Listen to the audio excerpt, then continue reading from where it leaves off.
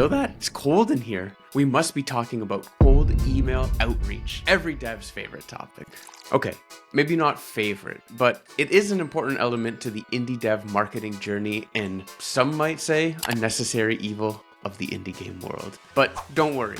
I cold emailed the expert Taylor Rodriguez, aka Coach Taz, to help guide you through how to craft the perfect outreach strategy that actually converts. Taylor has over 16 years of experience and has helped countless indie studios build meaningful relationships with streamers, journalists, and creators to get their games in front of the right audience's eyes. And he's ready to share his knowledge with us. On today's episode, we're going to be talking about how to identify that target audience for your outreaches. They go for the PewDiePies or whoever, like these massive multi-millionaire streamers, and it's like, just wait. Like, you have everybody and their mother reaching out to them. Once again, how are you going to stand out? Effective cold emailing techniques. Say I'm working for IGN and I open Joe Blow's email, and if the game looks intriguing from what you've communicated to me, I'm going to open up that zip file and I want to immediately have all my questions answered. How to craft your message and how many times that you should be following up.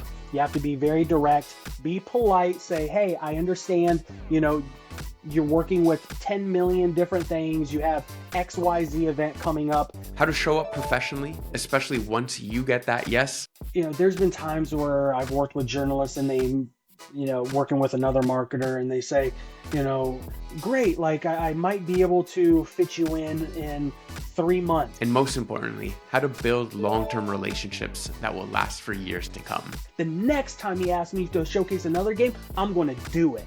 So you have to remember, this is a long-term relationship that you're forming. So grab a jacket, grab a cup of hot chocolate. Ladies and gentlemen, it's going to get a little chilly.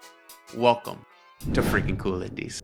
All right, Coach. So the first thing that I want to do is just kind of set the scene on what is, in your experience, some of the biggest roadblocks that you've seen indies face, or maybe even feel, when it comes to their outreach strategy. So good question. So the number one thing that I get from most indie game devs or just game studios in general is a lot of it is just they don't want to appear too salesy.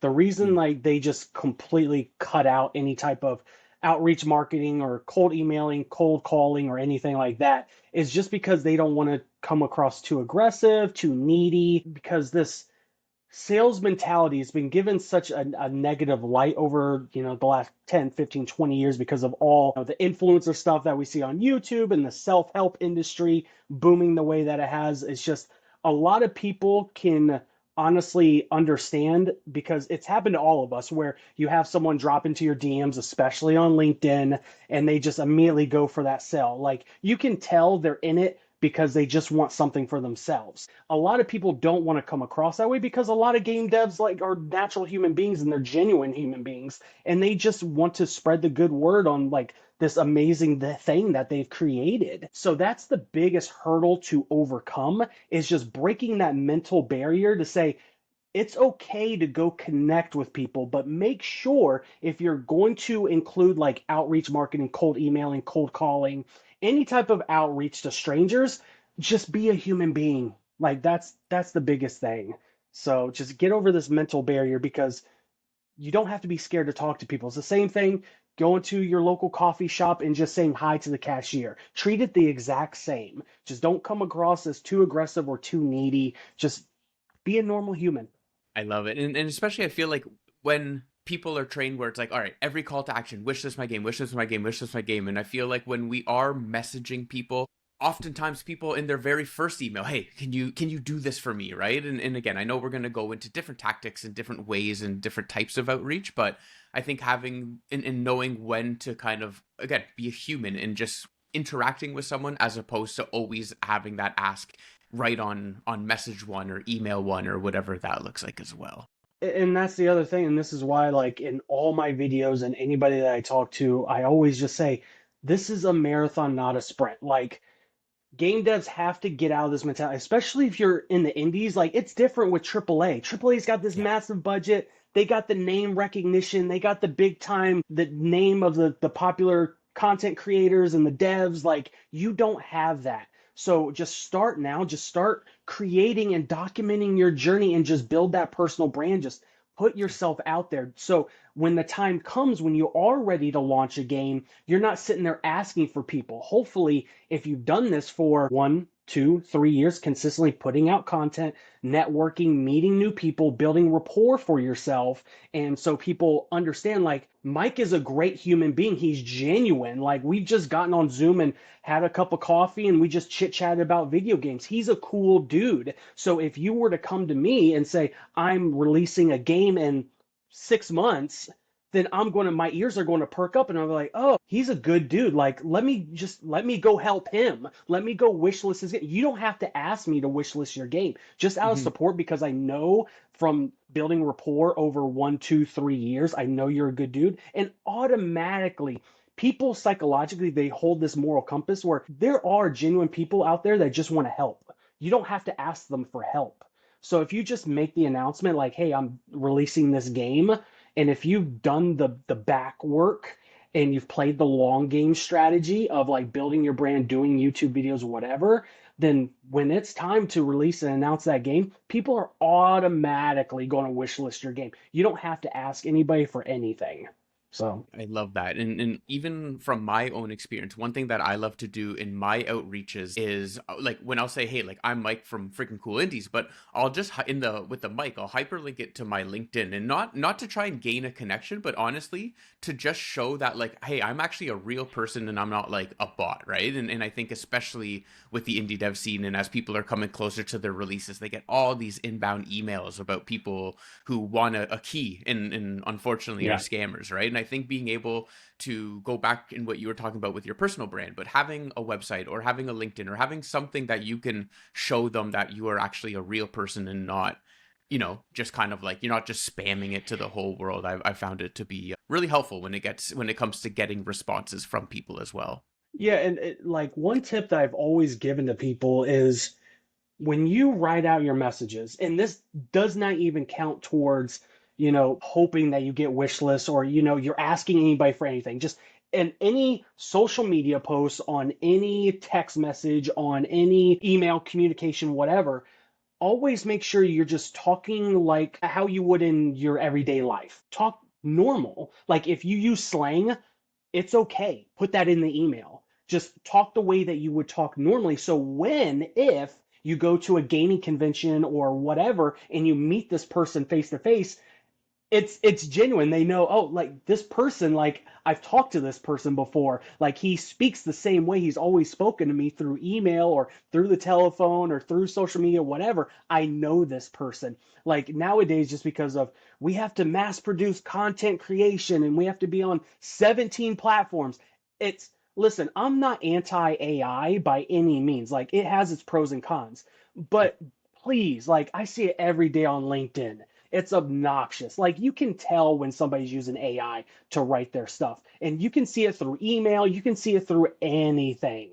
Like please just rewrite your own stuff and just talk normal. If you don't like I had a business coach and when he was coaching me through my very first business that I started up years ago, one of the first things he would tell me, Mike, was just you can use AI if you want to, but when you do that rough draft and you look through, whatever it is that you're writing, make sure that you like put the human touch in it. If, you have bad grammar, it's okay. Like this is 2025. Like it's okay like you mistype something. Like we live in this age where everybody's like super critical of themselves and they're like my punctuation, my grammar has to be perfect. I have to look uber professional so I attract these investors and it's like no. Like in 2025 right now as of this recording people are starving for genuine human connection.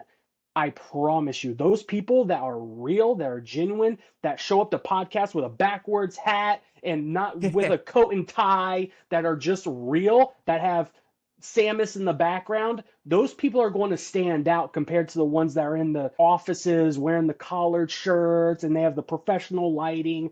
Like, I promise you, like, just be real. That's my number one ask. Just be real. I promise you, you'll be better off in the end. So we know some of the roadblocks, but what are some of the biggest kind of disadvantages for an indie dev who is avoiding cold outreaches? Number one, like as intimidating as it is, if you completely axe outbound marketing, or I'll just start saying cold emailing because everybody knows Yep. what that is. If you just completely axe cold emailing out of your strategy, you're going to miss out on a lot of networking opportunities. Like you have to imagine everybody is in their email every single day. And I'm not saying that you can't do other marketing strategies. By all means, you should, because this is a crowded market. You have to have multiple marketing touch points. You have to do multiple things if you're going to stand out in this crowded world, especially on Steam. You have to at least include, especially if you don't have like any type of rapport with any type of game journalists or any type of content influencers. Like you have to ask yourself, what's going to be your strategy to get in front of them, to get recognized and hopefully have your game showcased in front of these individuals. Because you have to imagine, put yourself in the shoes of these game journalists. They're getting paid per article that they write, the big IGNs, the GameStops, et cetera, et cetera. They're getting paid per article, and they're getting paid based on the amount of views that they can generate through those headlines, through those articles. So they're incentivized to talk more about AAA games so they can get the ad revenue from those views and hopefully, create more articles and bring in more revenue for the IGNs, the GameStops, whatever. They're less incentivized to talk about a small indie game. So, how are you going to get in front of them? How are you going to incentivize them? What is going to entice them to talk about you above the next Halo game, the next Call of Duty game, all these big titles? So, if you build rapport with somebody, if you just open up that line of communication and start emailing, start adding them on LinkedIn, start interacting with their content, invite them to a coffee, Zoom meetup, chit chat, ask them to go meet up with you at a local gaming convention. Typically, emailing or at least social media is that introduction into those later meetings down the road.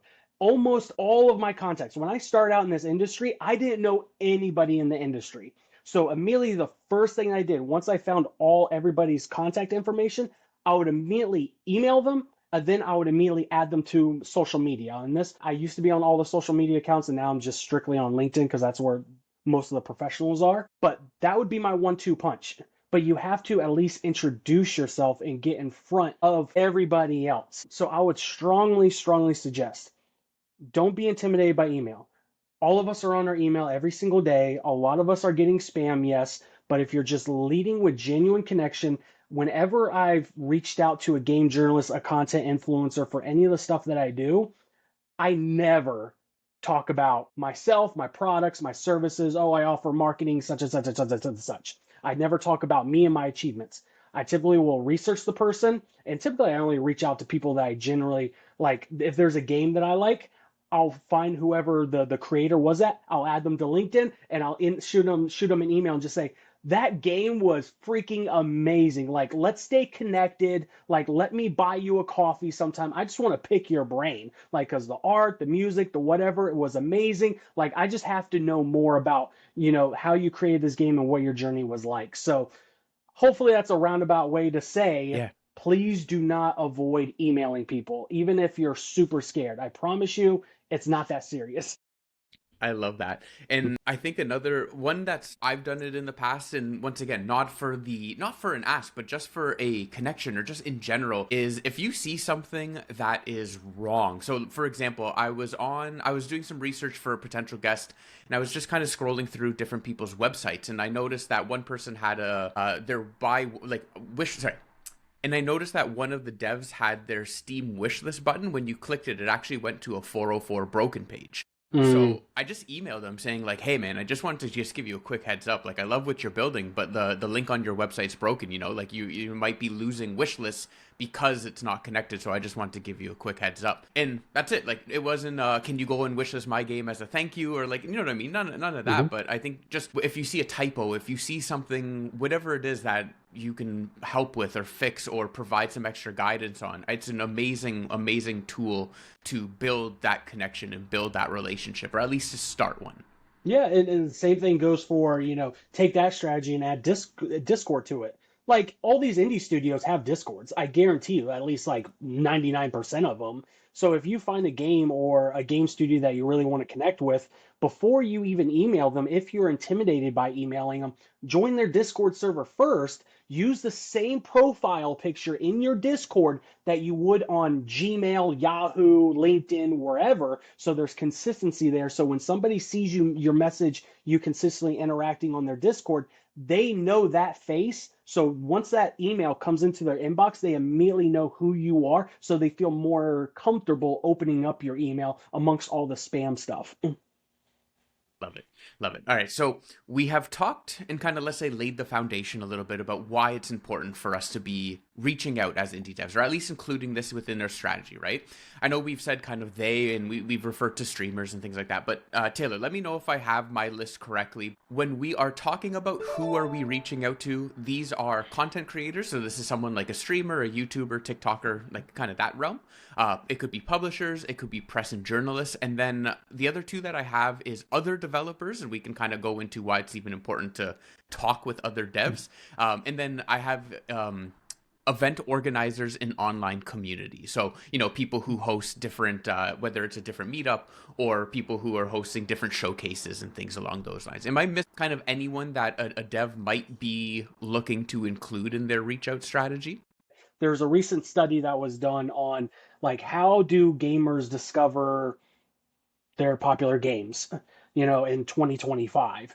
And the biggest two were TikTok and YouTube, or some sort of like multimedia platform. So like YouTube, or what was it? I think it was just, yeah, it was just YouTube and TikTok, I believe. So you have to understand, like, one huge thing that I would advise to absolutely everybody out there, one huge mistake that I see everyone make is making sure that you're not just reaching out to the Asmongold's of the world or the multi-million dollar streamers out there, because once again, you have to remember, how are you going to stand out from the crowd? So one thing that I would strongly suggest is reach out to the smaller content creators, though the ones that have, 10,000 followers, or just, they just started to expand their YouTube channel or their YouTube presence, or they're starting to gain a following on TikTok. Reach out to them too, but make sure you're reaching out to the niche down content creators. So for example, like I'm obsessed with the Little Nightmares IP, and I ended up finding a whole bunch of their content creators online, and just because I wanted to see like concept art and all this stuff, I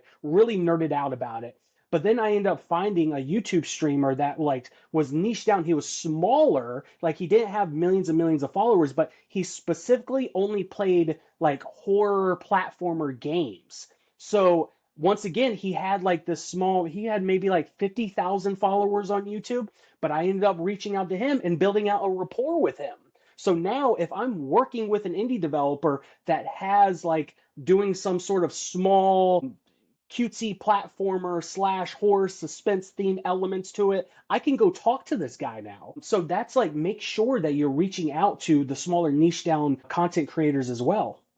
Love it. And I think another thing for people to consider, and again, coach, keep me honest if I'm wrong here, but when you're going down to the niche, especially of the game that you're creating, like those wish lists that you get from a creator is worth way more than a wish list from a more, let's call it, general streamer, right? Like if someone who is interested in horror platformers are watching this guy's channel and he's showing a game, if they wish list, like, you have a way better chance of them actually following through and buying the game, as opposed to you reaching out to, someone who just plays whatever it is, RPGs or just indie games in general, right? I think it's really important to find your audience. And I think when people think marketing, they think sales, and like you've talked to before, but marketing is putting your game in front of the right target audience and your target audience. Going and finding those small streamers is a really great way of doing that.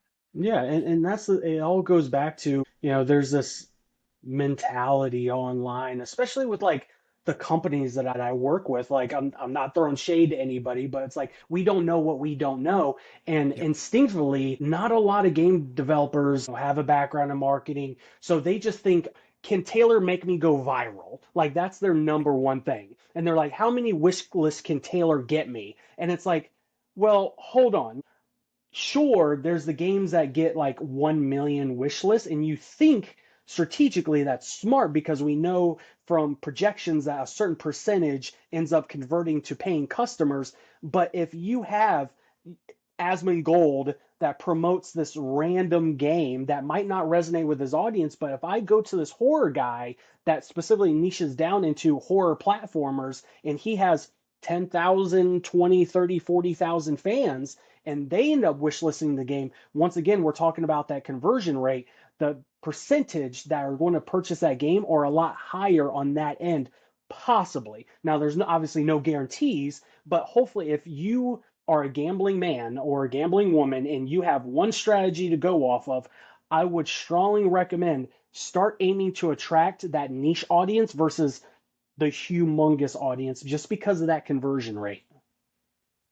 Okay, so from a reaching out standpoint, and like we talked about, okay, there's the content creators, there's the publishers, there's the journalists, right? Let's maybe start with those three core groups, because I would say that more or less probably makes up 80 to 90% of who are we reaching out to. So what's typically kind of the primary strategy or objectives? Or maybe the better question is, how does it shift depending on if you're reaching out to a streamer as opposed if you're reaching out to a publisher?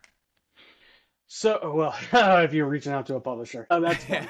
Okay, maybe let's park publisher. Yeah, that could be its own podcast by itself on that's a whole other can of big do's and worms. don'ts with publishing, like game journalism, for example. Once again, you want to build up that rapport and understand, be in that person's shoes. They're getting overwhelmed with how many articles they have to write, how many games are getting thrown on their desk every day, how much footage that they have to work through, how many games that they have to play. Remember, these people are human beings. They're getting burnt out just like you and I do. So you have to approach that with a certain level of grace. Now, switch that to you're going to a gaming convention. Like, you have one shot to make a really, really good first impression. So if you're going to that gaming convention, now granted, I'm not saying, you know, don't be genuine, don't be you, but you got to step up your game a little bit. You have to come to impress. Like, you have to attract attention somewhere. And so I would, clean yourself up a little bit, make sure the trailer is prestige, make sure you're getting other people looking at it, making sure just all your content is reviewed, it's looking really, really good. Does that sort of answer your question? One thing that's come to mind as we've been talking a little bit more, and obviously I think at this point we have doubled down and we're both aligned on, building out a connection with someone is by far the best way of doing it, right? But what are your tips for when we do need to pivot and, let's say, be a little bit more on the mass reach outside for something like a press kit or, hey, my demo is live, where it's not only going to be to those that we've been able to make a communication with, but just for everyone who's just going to be receiving it, and a little bit more on the hope and prayer side of things. So just like what's the best practices just to make sure things are efficient? Yeah, because I think at the end of the day, it's like I think everyone can realize and understand that it's important to build a connection with someone before reaching out, right? But I think from a time perspective of just spending the time to nurture and build and do all that is very time intensive. But the other side of it is, I do think there is a time when you are just going to have to reach out to people and say, hey, can you cover my game, right? And I think that is still going to be part of the email strategy. So I don't know, just any tips on that side of the playground, if you will? Yeah, absolutely. So there will be a time and a place. There's been times where, an indie dev will come to me and they say, I'm launching in 90 days. What can you do? And it's like, okay, well, we don't have, time is not on our side. So we have to get serious. So making sure that everything is packaged very, very nicely and clearly. Like, if you're going to do at that point, if you have 90 days left, cold outreach, you got to get comfortable with it. You got to do it. And what I would do is make sure, number one, everything in that email, that introductory email, is short, to the point, and it shows the value that your game could bring for that publisher, that IGN, that GameStop, that reporter, that whatever, making sure that you show them the value and why they need to showcase you. So you have to get creative with that. But in your email, make sure, like, once again, time is not on your side. Throw everything in there in a nice package zip file. Make sure you have 4 or 5 high quality screenshots. Make sure you include the link to a demo. Make sure you have like 1 to 2 trailers. One of those trailers, making sure that it has like good gameplay mechanics. Everything's clean, polished. Your pitch deck, your game document that lists all the information, the platforms that's releasing on, the release dates, et cetera, et cetera, et cetera. Making sure everything's packaged nicely in a zip file in distinct folders. So when say I'm working for IGN and I open Joe Blow's email, and if the game looks intriguing from what you've communicated to me, I'm going to open up that zip file and I want to immediately have all my questions answered. Like, I don't have time for this back and forth because, once again, time is not on your side. Time is also not on the side of that reporter working for X game studio or X game, IGN, GameStop, whatever. They're working through hundreds of games. So make sure everything's right there. So if the slim chance, like, yes, it's a slim chance, so you have to stay on top of them, and there's nothing wrong with follow up, but make sure that everything's packaged nicely, that everything is clickable right there, so immediately they can write up a document for you right then and there. That's the first thing that I would say. Number two, making sure that, lost my train of thought. There you go, because I went into the rabbit hole. So, make sure everything's packaged nicely. Yep. What's another mistake they make? The second mistake that a lot of people are afraid to make is just not doing the follow up, because once again, they've had to overcome the initial hurdle of doing the introduction, which feels slimy or salesy, and they just feel uncomfortable. So getting a second or a third follow up email is very difficult for a lot of game devs. But let me tell you, it's fine. Typically, my strategy, and I'm going to release a secret here, is if somebody does not respond to my email within 3 days, I will reply to that email and I'll just say, hey, such and such, I know you're insanely busy, but I just wanted to follow up, make sure that you received my previous email.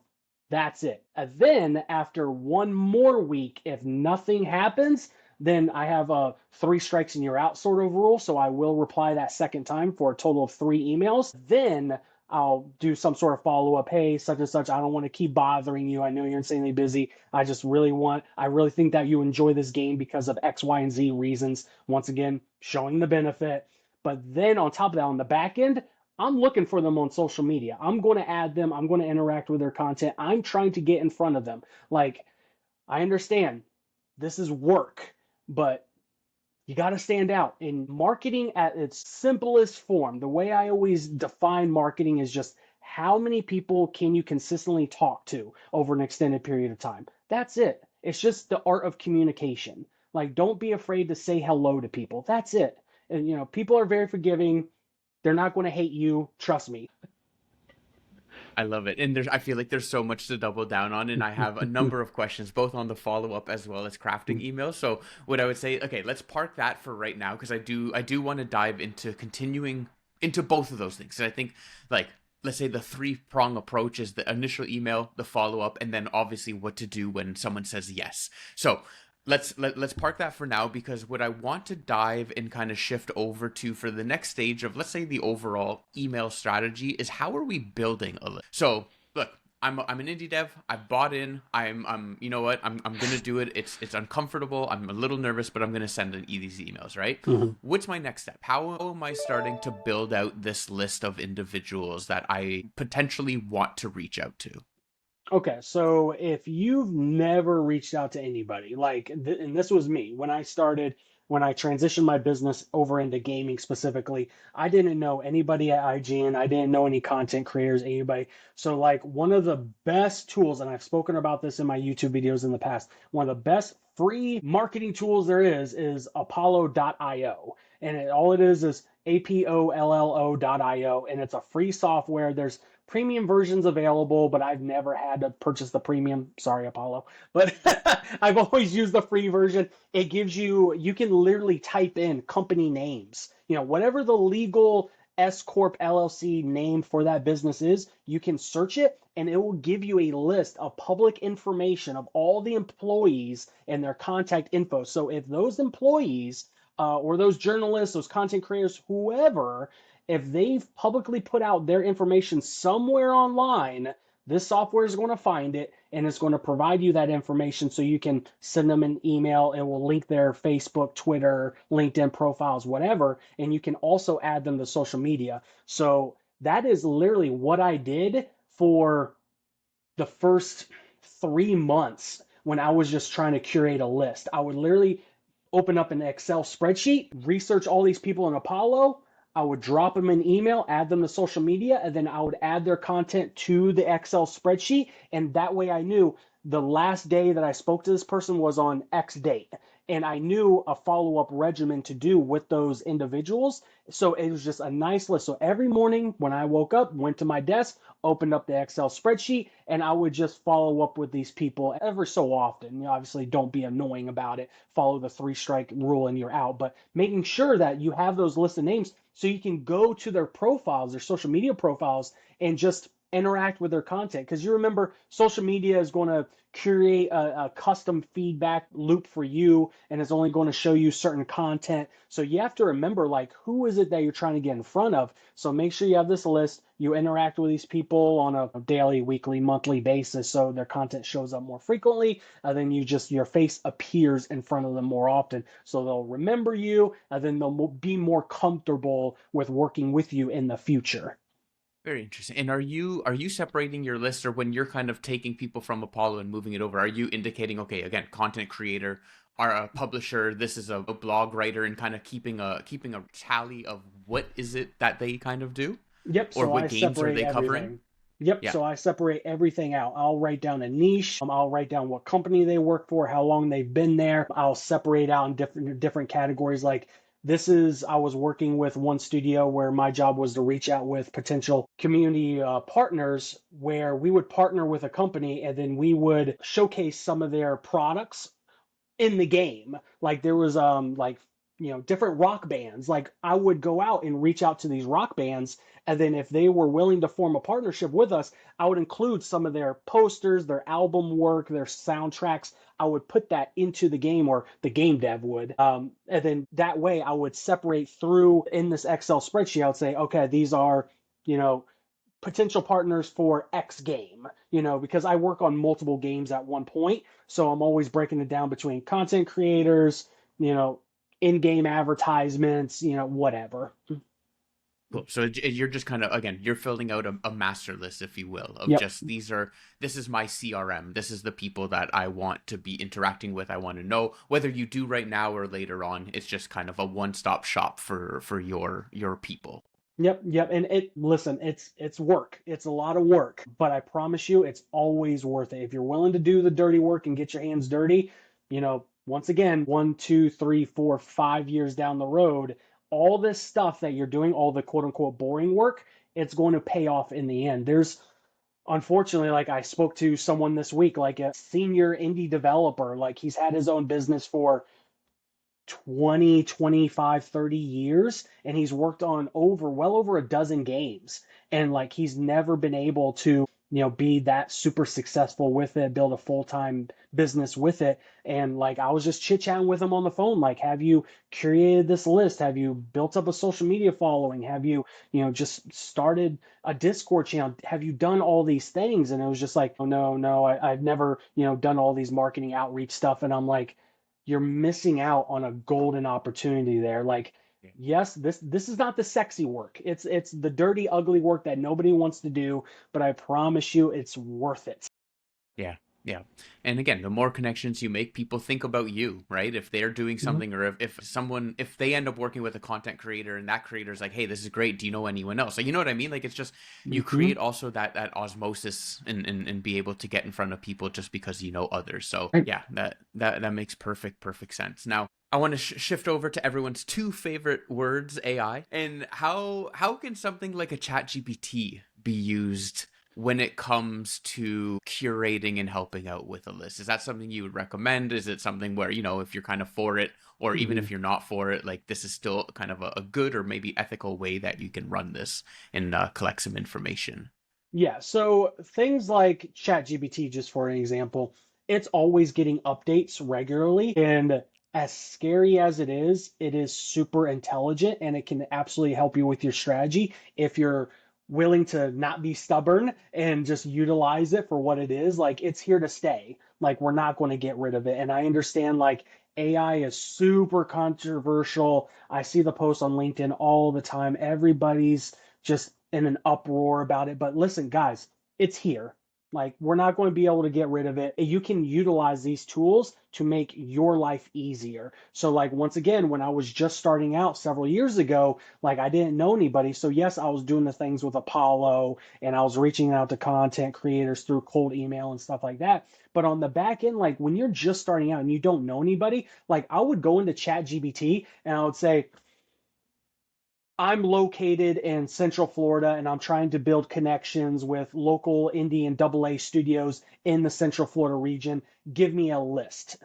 And it would literally, and it's all updated because I would not do like Google and search for it that way because a lot of that stuff is outdated and there's closed businesses. So, and even like indie game maps, like some people have suggested that website, that's severely outdated. So, like, you go to ChatGPT, it will give you a list. You'll say, give me, ask for that resource, get very super specific because the output is only as good as the input. So remember that.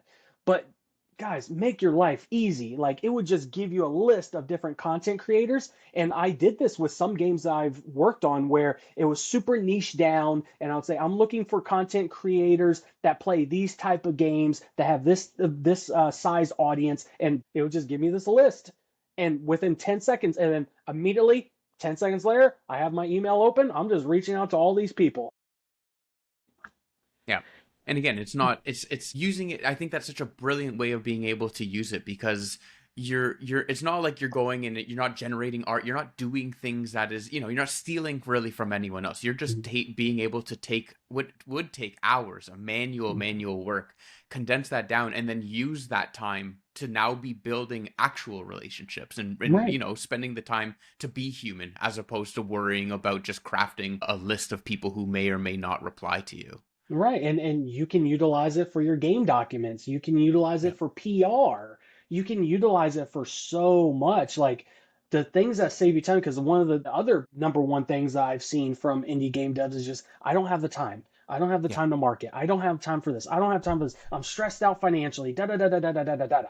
And it's like, I hear you. Utilize these tools. Like, especially with one game changer for me was when I'm growing my YouTube channel, like, I don't have to sit there and edit all my YouTube videos anymore, like at least the short form ones. Like, now, one of my followers on LinkedIn plugged me into Opus, I believe it's Yep. pronounced. Opus Clip. I throw in my 30-minute videos, and within 6 minutes it gives me like 18 different YouTube shorts or IG reels that I can just download. And I'm like, well, my life is just 10 times easier. Like, you don't have to do anything. Like, utilize these tools to make your life easier. Yeah. And on the tools front, and then we can kind of jump into the next section. But I know you were using just, Excel spreadsheet or Google Sheets, whatever you want to use there. There's another platform, it's called DEX. It's pretty good. It is basically like a personal CRM, right? So you can go and connect it to your LinkedIn. If you go and you can just say like, hey, import to Dex, and it'll bring that person in, and then you can go and do whatever you want. Good. If you want to put them as, this is a future guest, or this is a content creator, whoever it is, and then just kind of keep track. But what's really nice is it also reminds you, so you can set like, hey, every 3 months, just give me a little nudge to just like jump in and say hey to this person, right? And or if you find out, hey, oh, I know Taz has a wife and a child, like you can kind of just document those Yep. down, so then you don't have to keep your mental RAM, and you can just Yep. if you find out something interesting about the person, write it down, and then when you connect with them next, say, oh, hey, how's the family, right? Like, super low barrier ways of just continuing to build that stuff out. But yeah, if That's you want to go genius. one step above a spreadsheet, Dex is a pretty cool platform. I've used it myself, but otherwise, yeah, G Sheet, Notion is also an amazing resource for any of this stuff. I'm sure there's plenty of Notion CRMs out there, templates, free paid ones that will get Yeah. you a good chunk of the way And I that you even believe need. like Apollo does that too with their paid version. But, once again, hey, I'm almost 40. Like, I'm old school. I still use Excel and Word. I love it. I love it. All right, so let's dive into crafting messages. And I know you've kind of spoken to it before of, hey, if we're going to go, it's got to be direct, especially when we're talking about more of the general kind of outreach. But what are just some of the essential components when it comes to cold emailing or DMing something? Is there how is there a particular structure, or is it more so, again, what you've kind of spoken to before of just be human, type how you talk, say hello, kind of Mhm. give a brief intro and what's going on? Yep. So my outreach strategy is super simplistic. It's always like the three strikes and you're out rule. So we've already spoken about this, but I'll do the initial introduction email. Always speak of how your email, your game, your services can always benefit the person that you're emailing it. Don't make it about you. Don't make it about things that you want because immediately people are just going to close that email. It's okay to reply every 3 to 4 days, after your third, fourth attempt. Just call it end of the day. Remember, you're looking to build out multiple marketing touch points. So add them to social media, interact with their content, join their Discord channels. If they do some sort of like email service, I've done this where I joined their email platform and I've just used my generic personal email that, all my spam goes to. But if their email comes into mine, just so once again, I get in front of them, I'll reply to that email of like their newsletter, their devlog, whatever, and I'll just say, "Hey, great devlog! I'm excited to see this game. I really like the art or the whatever, and I'm really looking forward and excited to your next newsletter. Stay in touch. Talk to you soon. Peace out." So Yep, just leave it at that's that, it. right? Yep. Awesome. Awesome. Awesome. And when it comes to personalization of the emails, right? Like people are going there, you probably have some form of template and then you're changing off certain things. Is it as easy as just saying, "Hey Mike, hey Taylor, hey Shannon, hey Susan," or are we spending time to go kind of that one layer deeper? Like how much Mhm. personalization would you typically recommend when we're talking to an outreach? Yeah. So okay. So this is going to sound sort of hypocritical with everything that we've been saying, but once again, it depends if time is on your side or not. Like if you have 1 to 2 years to promote this game, do your due diligence, reach out to this content creator, do some research into what they've done, what their achievements are, like just, you know, care. Like just be a human being and care. And just when you reach out to them, you can specifically say in your introduction, "Hey, I love the latest YouTube video that you did about X, Y, and Z. I can't wait to see your next one. Blah, blah, blah, blah, blah." But now, if time is not on your side and you have to play that aggressive game, you have to be very direct, be polite, say, "Hey, I understand, you're working with 10 million different things. You have XYZ event coming up, but I really think if you play this game, that it's going to really attract X amount of viewers because you can throw in statistics. Like if you play this horror game, we've seen through, X, Y, and Z that horror titles attract X amount of thousands of views on IGN articles. Like if you want to spend the time, it takes like 20 seconds. Once again, utilizing ChatGPT, you can go into ChatGPT and you can say, "As of May 2025, show me the latest statistics on blah blah blah blah blah." And you can get really super specific with it and say, "I need to know how many people are interested in horror games and how many people, view IGN articles on a monthly basis, how many gamers really like this type of genre, whatever, whatever, whatever." And then you can put that into your email and say, "Hey, I know from recent research as of May 2025, horror games attract 100,000 views on articles on IGN." And then put that in there. And then the journalist is going to be like, "Ooh, I can attract 100,000 viewers to this article if I just showcase this game. Oh, that's tempting." Once again, it's always about what you can provide for them, not what they can provide for you. So always remember that. Hopefully that Awesome. answers your question. Yeah, and again, I think even if you did manage to get covered by another indie dev and it did go really well, you can always include that link. Hey, look at this Hmm. person also, like they've covered the game and it ended up whatever it is, 50,000 views, 100,000 views, Hmm. even 10,000 views. Like it's still credibility to what you're building. Yeah, yeah. And if you've built out any connections on LinkedIn, like you can use anything to your advantage. If you had, a popular CEO of a game studio from your LinkedIn account comment about your game, take that quote and put it into the email to the IGN journalist and say, "Hey, this CEO that's super popular, this guy from Bethesda or whatever, just played my game and he said this on my LinkedIn account. Look at this." And then they can use it and go, "Ooh, he's really attracting attention." Just you got to be Social creative with it.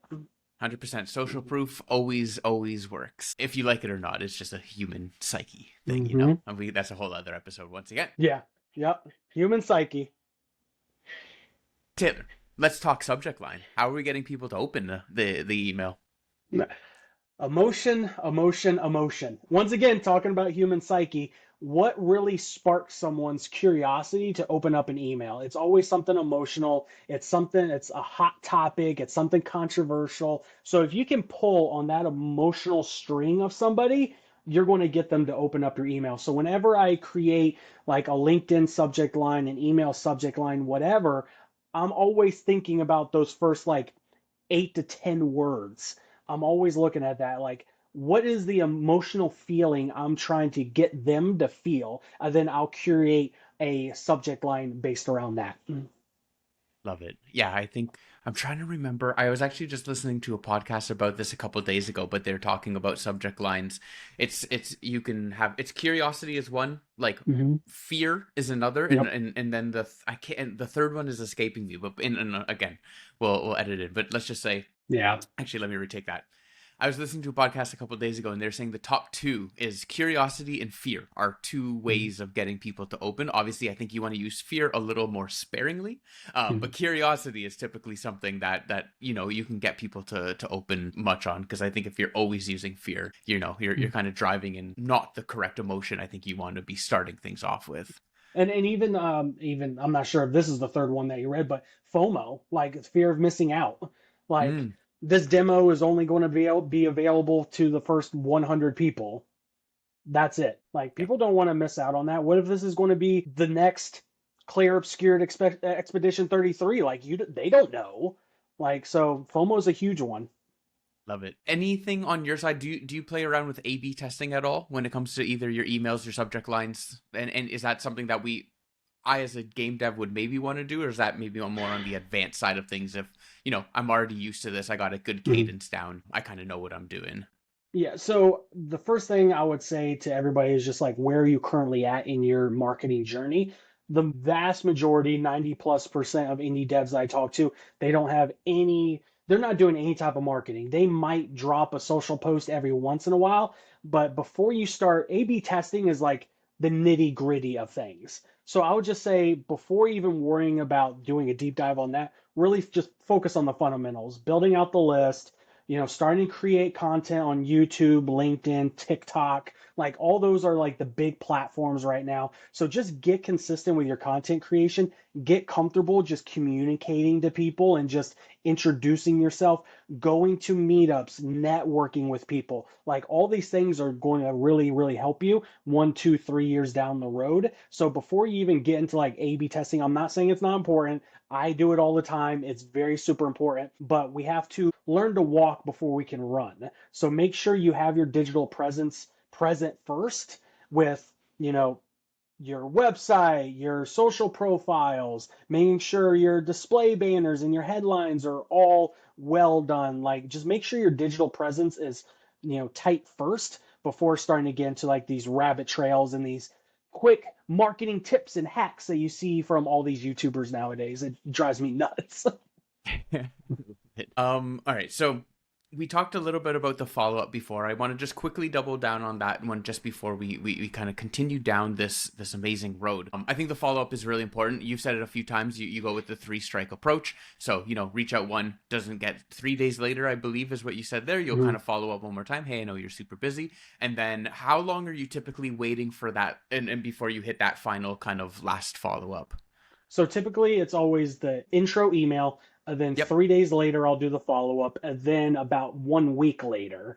So, Okay. and I keep all this in track with my Excel spreadsheet, or I have reminders set on my CRM. So all that stuff will really help you out. But after about the 3 strike rule, I sort of stop email.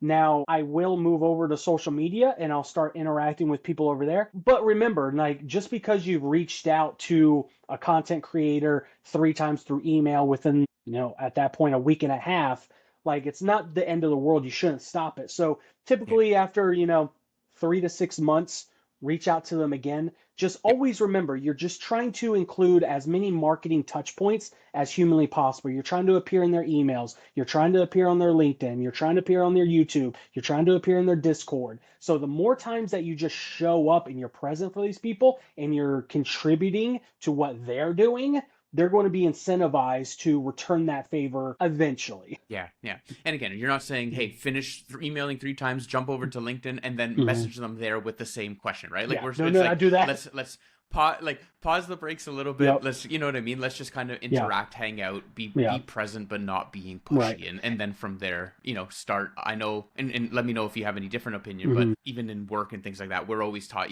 start a new thread. Don't just reply back six Mm-hmm. months later on the Mm-hmm. initial one, because you want to just start new. Realistically, they probably won't even remember your Right. first three, and now you have a new kick at the can, if you will.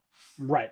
And always remember too, like email, like we always going back to our psyche, email is always business. Like I'm not saying you can't get personal, but people understand the differences between social media and email marketing. Email is very it's a little bit more corporate-y, it's professional. They're used to getting sales in their email. Whereas if you're going to message that same person that didn't reply to your email over on LinkedIn or YouTube, just be a normal human. Talk how you normally would talk. Just say, "Hey Mike, how you doing? Let's talk a little bit later over some coffee. Let's get together this weekend." Whatever. Just be normal.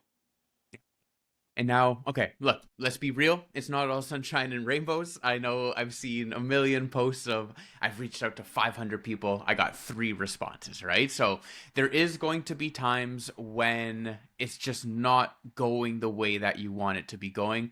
Any tips on just even how to maintain motivation, especially when you're not feeling that your reach outs are connecting or you're not kind of getting to where you want to get to? Yeah. So it's a statistic that is very, very scary. And I'll share it with everybody just for the sake of transparency. Whenever you're going to do any type of cold outreach, the overall statistical return on your investment, meaning you're getting an email response back, you're eventually getting a sale from that was started from that initial email, the success rate of that is somewhere around 1 to 2%.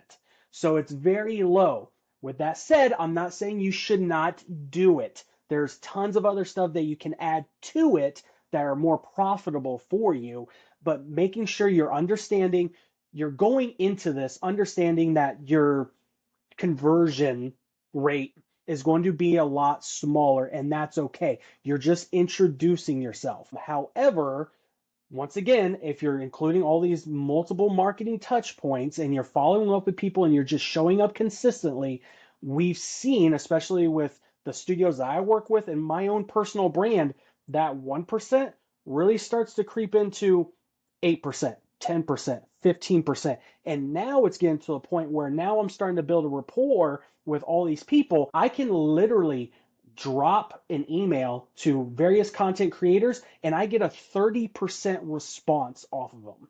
So once again, this was not done overnight, but I've built out trust and rapport with my audience to know that I'm not a scammer, I'm not a spammer, but I have value that I can bring to your platform. So it's just when you start out, the ROI is not going to be that good. It's okay. Just stay consistent with it. It will build up over time.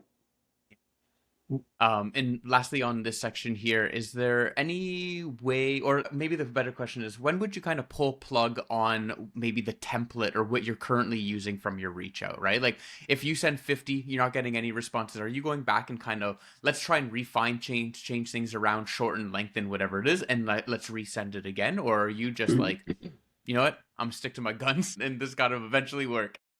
Now, there's always one thing that I'm always very strict on is always learning from failure. So if someone's not responding to my social media posts, my emails, whatever, there's a good reason why. You have to dig into that why. Is it the subject of the email is not emotional enough to entice them to open it? Am I emailing them too much where now I've turned them off? So now they're starting to block me. Start to ask questions like, why is this failing? Start to look at every little thing and just test one thing at a time. One thing. Don't completely redo the whole email. Like just the next email that you shoot. If you shoot out 50 emails to different content creators, every single one of them is a dud. For the next 50, just change the subject line. That's it. Test that. And then you might see a little bit an improved response, but if it's still super low, for the next 50, Now start to change the first two lines of that email so it's a little bit more enticing so the person keeps reading it. Because they might be opening your email. You have to look at that statistic. If they're opening it and they're not converting, if they're not clicking any links, if they're not replying, okay, now we know that your email's probably not enticing all that much. So there's something within the body copy that could be changed a little bit. So just plug and play, keep fine tuning it. Love it, love it. All right, let's flip over to the positive side of things. We got a yes. We got a response. Someone comes back and says, "Coach, I love it. The game looks amazing. I'd be more than happy to cover it. What's next? What are we doing? How are we making sure that we and they are set up for success?" Yeah. So once again, that always opens up an additional line of communication. If they're interested, then there's going to be a lot more back and forth that's going to be going on. So my job as a marketer for these studios is making sure that we have hard deadlines. Like, okay, you're interested. When do you have an idea that you can get this thing showcased? Like a lot of the times, like I have a list of different events that are happening, digital showcases. I'm saying, can you get this article in by this summer showcase happening on June whatever.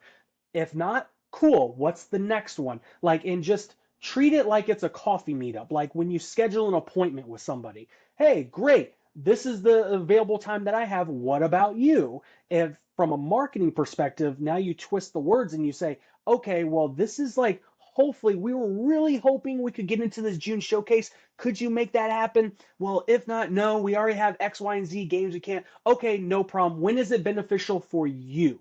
Like, you don't want to put all the pressure, like, you don't want to come off as too aggressive. So just make sure you're going back and forth, communicating on a proper deadline, because a lot of times, too, you have to remember these journalists, these content creators, they have sponsors, like, they're putting out a lot of content. So you want to be respectful, but you have to understand how busy they are. So you want to get a firm deadline. Don't just leave it up and say, "Oh, great, you guys want to showcase my game? Great.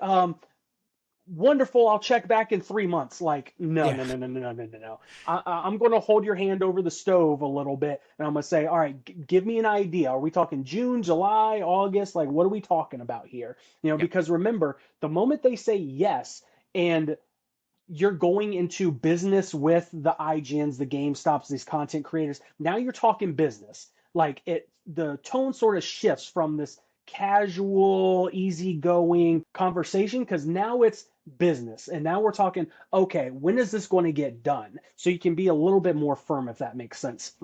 I love it. And I think that also goes into when you're creating your email, know what your next steps are, right? Have a Mhm. template of like, okay, well, if someone says yes, I can now just copy and paste this in, and I know what it is that I'm asking, or what's the time frame, or whatever that looks like. Because, Mhm. like you said, now you're going into business, and I think, or not that I think, what I know is that you have to be cognizant of what is your own customer journey, with kind of whoever said yes being that's your customer now, right? And you want to provide them a good experience. You want to provide them the information that they need to get the job done. Yep. And I think just having that prepared is so much better as opposed to making the ask and then being like kind of surprised and caught off guard if someone Mhm. says yes. Then you're trying to scramble, being like, oh shit, how Mhm. do I word this? What do I need? What is it that I have? As opposed to like, perfect, I got this already set and done. Boom, add Mhm. it in, just clean it up a little bit, and like now you're Mhm. good to go. Yeah, and that's the thing too, is like I love that you said like treat this like a customer. 100% true. Like after you provide a product or a service to a customer, like the time together is not over. Like once they publish an article, they do a video on you, your time with them is not over. It's not just like, yeah, we got showcased by Asmongold. Woohoo! No, like I'm trying to build a long time rapport with these people. So I've even gotten their addresses, or I'll ask them for their mailing address or their PO box, and I'll shoot them over a $10 Starbucks gift card. I'll shoot them over like a $10 Amazon gift card to their email, like a digital gift card. Like, just you remember, this is marketing. Sometimes there's some schmoozing that has to go on, but you're Yeah. building a rapport with these people and you want them to remember. I remember Taz, like, whenever I started that article with him, like, he was super nice. Like he hooked me up with an Amazon gift card. Like the next time he asked me to showcase another game, I'm going to do it. So like you have to remember, like this is a long term relationship that you're forming. 100%. People like to be seen. People like to be felt like they feel important. And that, again, it Mm-hmm. doesn't matter if it's a content creator or if it doesn't matter if it's your girlfriend or your boyfriend. You know what I mean? It's like people, or it's the person at the grocery store. It's like people want to be seen and felt and heard, and that's a great Mm-hmm. way of being able to build that, and saying thank you for them spending Mm-hmm. their time to help promote your game, right? Like, yes, there's Yeah. something in it for them, and that's their views, and that's how they're kind of surviving. Taking the time to saying thank you is a very, very, very important. Yeah, and remember too, like don't forget about the holidays too. The holidays are huge. Like make sure you send a holiday card to them. You know, it's very inexpensive. Just get a batch of different Christmas cards. Put your signature on it with a, just thinking of you. Like have a great freaking 2026. Like just write something short on there and just send it out to like the amount of responses, Mike, that I've gotten from people that text me or call me after they get one of my letters. Like there was a time like before I was working with so many people, I was working with a smaller client base, I would hand write letters to all these people and they would just call me. They're like, getting a handwritten letter, like we just don't see that. Like they would get emotional over the phone for a handwritten letter. Like, guys, like I remember, love we're it. human beings. Yeah, I love it. I love it. I love it. Okay, I got to go negative one more time on it, and maybe Mm. not negative, but like, what is there any common mistakes that you see that people do once they get a positive response that kind of like inadvertently damages the relationship? And this could very much just be they Ooh. don't say thank you after, right? Like, is there something that happens? I get a yes. Is there something that people or that you have seen people do that maybe they shouldn't do? Yeah, like I think it goes back into I've seen other people like get super aggressive. Once again, they say, there's been times where I've worked with journalists and working with another marketer and they say, you know, great, like I might be able to fit you in 3 months to write an article or do a video on you. And then the other marketer is just like super impatient and it's like, oh, like, can we get something done sooner? And it's just like, guys, like it's not that big of a deal. Like if somebody can write an article, if your game's not releasing for the next year and somebody writes an article about your game in 9 months compared to 6, it's not that big of a deal. Like some marketers out there, like in indie devs I've spoken to, they get really aggressive. And it's just like, once again, these are human beings. Like treat people the way you want to be treated. Like it's I love it. And lastly, hold on. Where is it there? I had it. Oh, yeah. All right.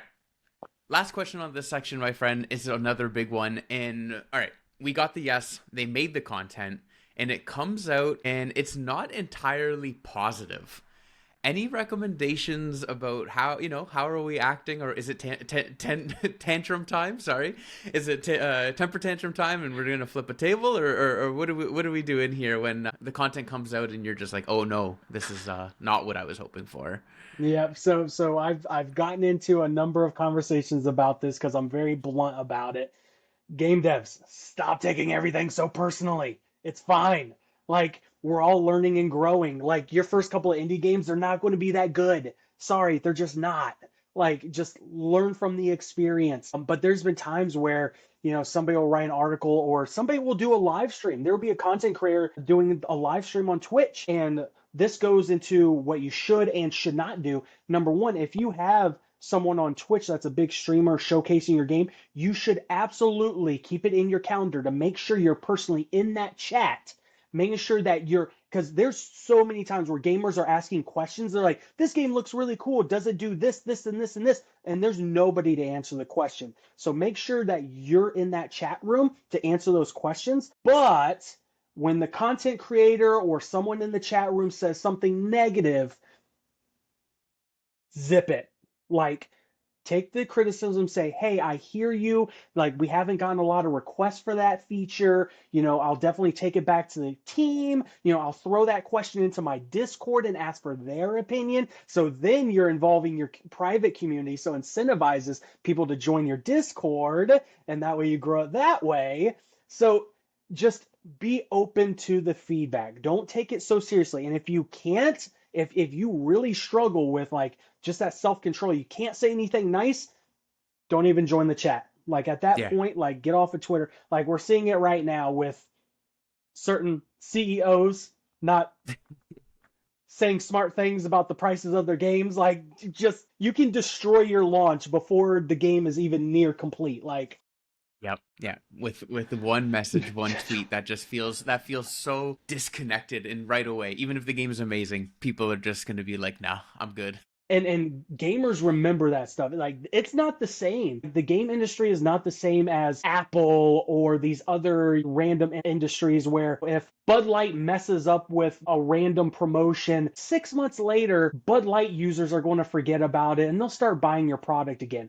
If a CEO of a game company says something that does not align with gamer values, you will be axed and you will continue to be axed until you go public with an apology. Like, gamers are very spiteful.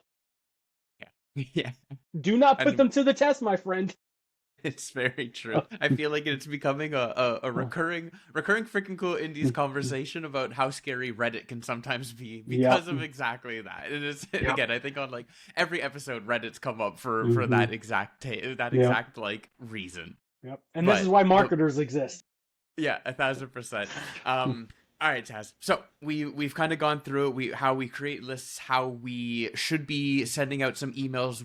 How are we following up? What are we doing after we say yes? All this is amazing. So kind of for our indie devs, just to put a nice bow on it, for our indie devs that are just brand new to all of this, what is the first and most important thing they should be doing after this episode? Episode airs. Ooh. They're all full of motivation.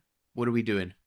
Okay, so, and I've said this in my YouTube videos, do not miss out on the growth of YouTube. I am super serious about this. Like, every indie dev that I talk to, when you talk about marketing, the first thing they do is social media. And that's great. Technically, YouTube is part of social media. It's a social media platform because we communicate on it, but it's a multimedia platform. It's a video platform. That's what it's primarily used for. And it's a search engine. We've seen all the statistics over the next 5 years. YouTube is going to grow tremendously. Like, YouTube has been around for, I believe, 20 years. I believe it started in 2005, I believe. Fact check me on that one. Yep, But I'm on it. I'm on it. all the growth that we've seen over the last 20 years of YouTube, it's literally about to grow by 50 to 60% over just the next few years. So take all that growth over the last 20 years, and it's going to grow by at least, projections say, at least 50% over the next few years. And people are starving for content. Like, when there's a good game that comes out, I'm looking for research on it. I want to see behind the scenes. I want to see the making of. I want to get to know the developers. I'm going to YouTube to find this content. And it's no secret that we see these indie devs that have no publishing agreement, they have no funding, they're blowing up on just documenting their journey, a day in the life series of an indie dev, and they're just documenting their journey on YouTube. The videos don't have to be high quality, but they're growing these massive platforms. And then when they announce their indie game release, they're getting thousands and thousands of wish lists. Like, if there's anything, please, I put a pin in this, and I said this in my YouTube video that I did a couple years ago. Put a pin in this video, come back 5 years from now, if any of us remember, and just look at the growth of YouTube and look at the indie devs. The indie devs that are on YouTube, they're going to have such an easier time marketing all their future titles compared to the ones that are still hammering out even cold messaging, that are just relying on releasing a really good game. Guys, get on YouTube. Please get on YouTube. Amazing. And also, if you are doing these outreaches and if you're connecting with YouTubers and you're on YouTube yourself, it's an amazing way of doing cross promotional stuff. Get on, play each other's games, form those different relationships, because then you're bringing their audience to you and you to them. And it's, beneficial to everyone. It's being able to use what we learned today from a cold outreach perspective and tying that into that continuous growth from a YouTube perspective. Yep, absolutely. And also, it was February 14th, 2005 is Oh, the official is the official start date of YouTube. So the kid nailed it. The kid yes, nailed it. I Awesome. got it. My brain hasn't melted away yet. Amazing, amazing. So Coach, what is your final piece of encouragement for any indie dev who is hesitant to start their outreach journey? Don't overthink it. Please don't overthink it. Like at the end of the day, marketing is just talking and it's building connections with people. That's literally it. Like a lot of people are super intimidated. They're looking at all these tools, they're looking at AI, they're watching these YouTube videos with Mhm. 10,000 marketing hacks to make sure that you make $1 million off of your first indie title. No, just stay in your own lane. Just don't worry about what everybody else is doing. Focus on your own digital presence. Focus on YouTube. Focus on social media. Focus on building out your Discord channel. Just focus on those few fundamental things and just get really, really good at just talking to people. That's it. Just keep it simple. Love it. And now, something that we do here on Freaking Cool Indies is it is very important for us to pay it forward and for us to shout out and highlight an indie dev, an indie studio, an indie game, someone in the indie space that you really think deserves to be shouted out. So I'll pass the baton to you and let me know who you want to give that honor to. Oh man, how many games can I shout out? that's Let's that's let's my pick a life right now. let's pick a primary and then I'll give you Yep. two secondaries. Okay, so like at the time of this recording, this is like Expedition 33 is like the big game right now. Like I'm already like 16 hours into it. I'm obsessed with this game. This if this doesn't win game of the year now with GTA 6 hitting next year, like I'm rioting. Like this game is the most gorgeous thing I've ever played in my life. So Expedition 33, but then just unlike the smaller titles, I recently downloaded Katana Zero, if you've ever heard of that. Katana Zero is freaking French kiss. amazing. Yes, I sir. forget the studio that made it. It's like some ASCII, I forget now. If It you is can find made it. by. Sorry, let me just move my window of Ask, view over here. It is made by ASCII Soft. ASCII Soft. Okay, so I remember the first part, ASCII Soft. So Katana Zero, that was amazing. And they just came out with DLC for the game too, which I Yep. haven't played yet. So Katana Zero is a great one. And then two games that deserve an absolute huge shout out is Arcade Paradise. That is, I believe that's on Game Pass right now, but still, even if you get it on Steam, it's whatever it is, it's maybe like 15, $20. But Arcade Paradise is amazing, especially if you're an older guy that loves nostalgia and playing in the arcades when you were a kid. That was phenomenal.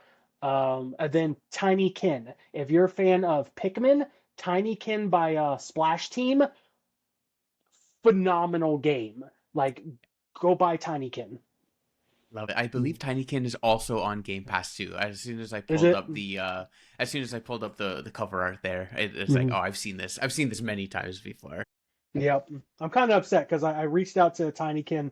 I've talked to their team a couple times, and they weren't working on a Tinykin sequel. They're working on another untitled project yet that it looks pretty good, but still, it's not Tinykin 2, so I'm very mad. It's okay. The best things come to those who wait, my friend. And yes, Yep. Katana Zero, phenomenal game. Mhm. I've beat it Yep. actually twice, and I've gone back more recently, just being like, it's becoming one of those games where it's like, oh, I haven't played this in a little while, and Mhm. you get sucked back into it. But really great game there. So that's awesome, Coach. Wrap things up. Where can the people find you? Obviously, YouTube. Just type in Coach Taz Taylor Rodriguez over there, or Indie Game Marketing, and my videos will pop up. That's where I'm primarily at, just trying to provide just helpful marketing and advice to indie game devs that just don't know how to start any type of game marketing. The second platform that I'm on is LinkedIn, so you can just find me. Just search me up, Taylor Rodriguez, Coach Taz on there. You'll find me over there, and that's about it. Those are the big two platforms I'm on. Love it. And again, everything will be in the show notes. So, swipe to your left, swipe up, swipe down, however you get to your show notes on your Mhm. player. Or if you're on YouTube, it's just, you know where to find it there. But Mhm. everything will be there to connect with Coach. And again, I'm sure he will be thrilled to meet and connect with every single one of you. So, with that, Coach, it is official. You are a freaking cool indie. Congratulations. That's my fake little gavel. And again, I got to get a real one, maybe for season 2. Yeah. But I appreciate you taking the time to talking to us about these cold outreaches. It is incredibly important. And again, just be human. I think that is the perfect quote line of this entire episode to wrap things up, is just be human, be kind to your fellow gamer. And you know what I mean? We're all in this together, and we're all trying to just get our game seen. And the best way to do that is through kindness. And again, I appreciate it, Coach. You're one of a kind, my friend. And I look forward to continuing this beautiful journey together. Yeah. Thank you so much. Bye, guys.